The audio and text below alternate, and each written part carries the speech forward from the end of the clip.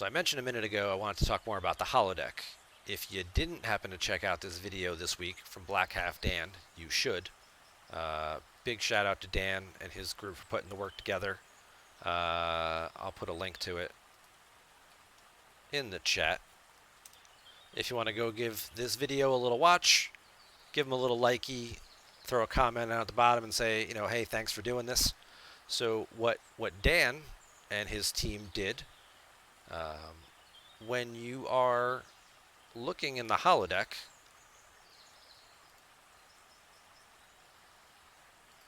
right here, you can get your pattern buffers. You can buy them in the event store, and you can do these old missions.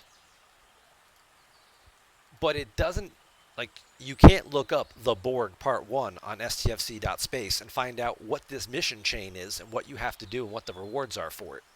When you buy this, it then gives you a different starter mission. So what he and his team did was they went through a bunch of different people and they unlocked each of these and found what the starting missions were. And then he made a handy-dandy spreadsheet, which we're going to pull up right now and take a look at. Bam, right there, that shows you this is what the initial mission is. Now and then, for TOS Part 1.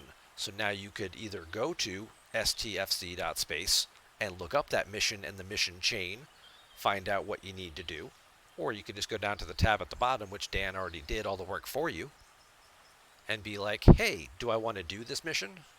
Let's see if I can zoom in a little bit. Yeah. Is this a mission chain I want to do? What are the rewards? Is this even worth it? What's it going to cost me? What do I have to be able to kill in order to do it?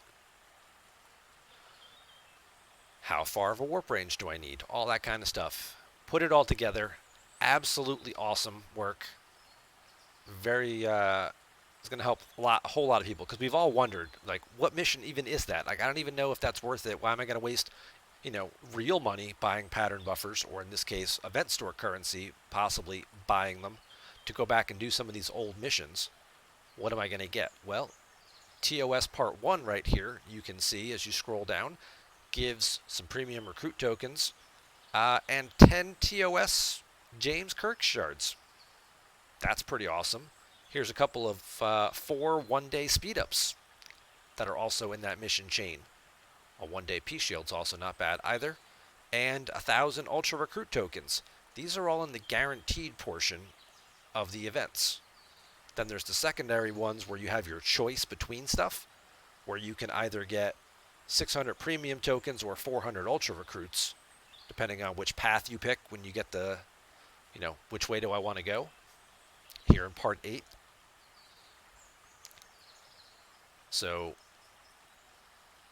if you're thinking about, or if you were curious about, there might be some hidden gems in here about missions you could go back and pick up that might have some hidden rewards that might actually be worth doing.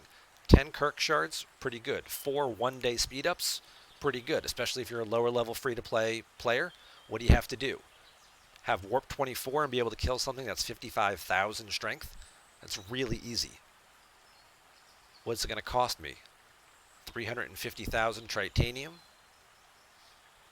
But I'm going to get 313,000 of it back, so really nothing. It's going to cost you a relocation token. I think you'll be okay there. Again, you're getting it back later. So, TOS Part 1 looks like a very good mission. I would certainly recommend, if you're looking at ones to pick up to do, that would be one of the better ones to spend on. TOS Part 2 isn't as good in terms of rewards. Again, you're getting big chunks of speed-ups, but these are only 1-hour speed-ups. You're getting a little bit of 3-star resources. Again, not great. Nothing really to write home about here. Discovery Part 1 is terrible. This is all lower level 2-star stuff. Skip this piece of crap.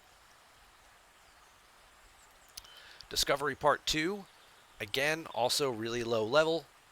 2-star parts and stuff, very low, small amounts of resources. Skip that completely.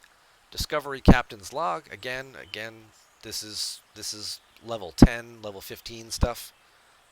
These missions are, unless you're really just very curious about what the storylines were, and I'm sure somebody could, you know, uh, put that together maybe into a video and share it, but not very interesting and or exciting, and the rewards are pretty dreadful. So skip the discovery ones completely. Outlaw tree, you get 2 outlaws, outlaws part 1 and 2. Part 1 here, this one's not bad either. Um, Again, 4 more 1-day speed ups, some augment, some premium recruit tokens, a little bit of 3-star materials, a little bit of faction credits. And then when you come down here for your choice, you also get a little bit more 3-star materials. Basically gas, crystal, or ore, depending on which mission you pick out here in mission, whatever this is, 8 or 9. Outlaw Part 1, not a bad one. Outlaw Part 2, not great. Just eyeballing it here. Repair speed ups, some recruit tokens, which are nice. 800 ultra recruits, 500 premium tokens. Maybe you'll pull some Chen shards with those premium recruit tokens. This is just 3 pack pulls, though. It's not really a lot. And 1 ultra recruit. And then your choice here, 8 1-day speed ups. Now that suddenly gives you a little bit more interest. Get an extra 8 days, which is basically an extra 300 latinum per day. 2,400 latinum essentially there. That'll save you. Some other decent chunks of resources and some 3-star stuff. So Outlaw Part 2 also not bad. And then we have the Borg ones.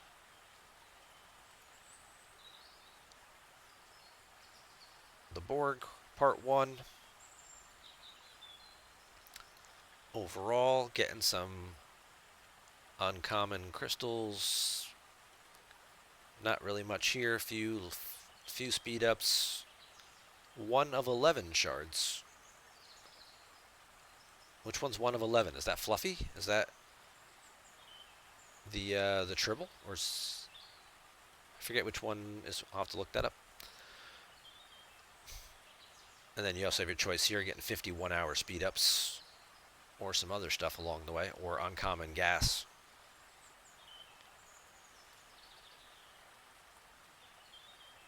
Part 2. Some more 1 of 11 shards, some ultra recruit tokens. Some more ultra recruits, some speed ups. Again, not bad. If you have this one, the Borg Vidar, as an option, you're spending some raw materials. You're getting some 3-star parts and some commons and uncommons back. Some ultra recruits, or some resources, 3-star and rares. And then TNG, I don't know if there's, not seeing any officer shards or anything in here. I was hoping maybe there'd be some, some Picard or some Riker shards or something in here, but nope. This one's actually fairly weak too. So the TOS Part 1 seems good. Outlaws Part 1 and Part 2 seem pretty good. Borg 1 and 2 seem okay as well. So again, big shout out to Dan, Black Half Dan, BHD Gaming. You can find the link to the spreadsheet right there in the video description. Go over, watch a few seconds, give them a little like, give them a little comment. Hey, thanks for putting this all together. It's wasn't an easy thing to do, and obviously people had to sacrifice either their event store loot or money to buy the patterns to kind of put this together. So I'm sure they'd appreciate getting a little high five, a little pat on the back for doing that for the community. So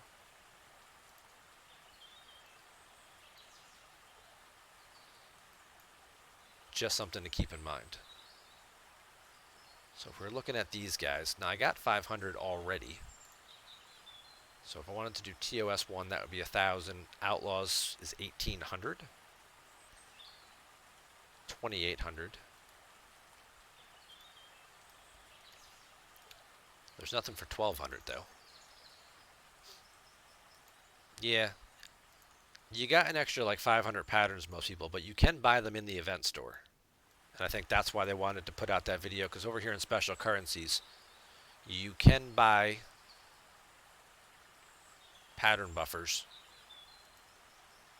for basically 15,000 gets you 1,000. So if you were going to do this, it's like, what mission chain would you do?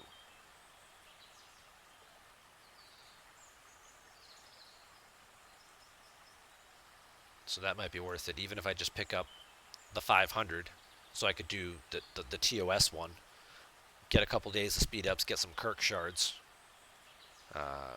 Seems like 10 Kirk shards for, he would normally be 6,000 a piece if you tried to buy them in the store. For 15,000 currency, there's good value there, and that's worth taking a little time to point out. So we now resume our regularly scheduled programming.